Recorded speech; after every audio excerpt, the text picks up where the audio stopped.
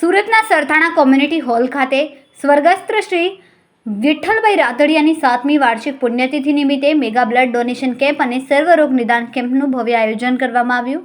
આ સેવાકીય કાર્યક્રમમાં મોટી સંખ્યામાં રક્તદાતાઓ, તબીબો અને સમાજના આગેવાનો જોડાયા હતા।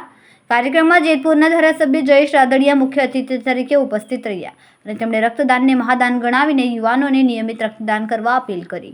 Rotary club of Surat metro, Jetpur, Jamkandorna તાલુકા પરિવાર અને રાદડિયા પરિવાર સુરતના સંયુક્ત સહયોગથી યોજાયેલા આ કેમ્પમાં અનેક લોકોએ રક્તદાન કર્યું, જ્યારે મોટી સંખ્યામાં નાગરિકોએ નિઃશુલ્ક સર્વરોગ નિદાન કેમ્પનો લાભ લીધો।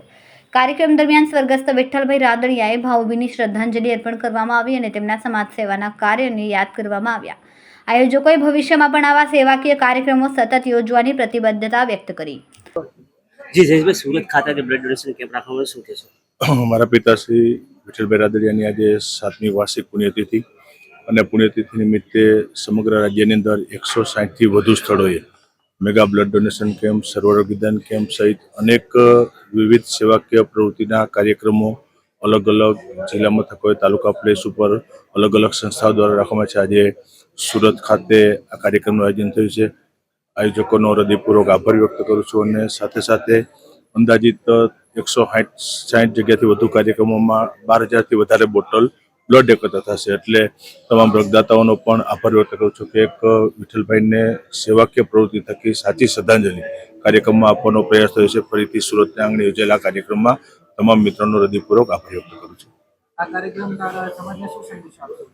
કે વિઠ્ઠલભાઈનું વ્યક્તિત્વ એવું હતું કે એક એવા નેતાને શ્રદ્ધાંજલિ કઈ રીતે આપવી, અને કીધું કે અનેક સેવાકીય પ્રવૃત્તિ કાયમી એના જીવનમાં રહી છે અને સામાજિક જીવન સાથે જોડાયેલા હતા। એટલે સેવાકીય પ્રવૃત્તિ થકી શ્રદ્ધાંજલિ આપવાનો પ્રયાસ કરે છે અને સૌ યુવાનો, વડીલોથી લઈ અને તમામ લોકો, તમામ સંસ્થાઓ અને તમામ સમાજો આ કાર્યક્રમની અંદર જોડાય છે।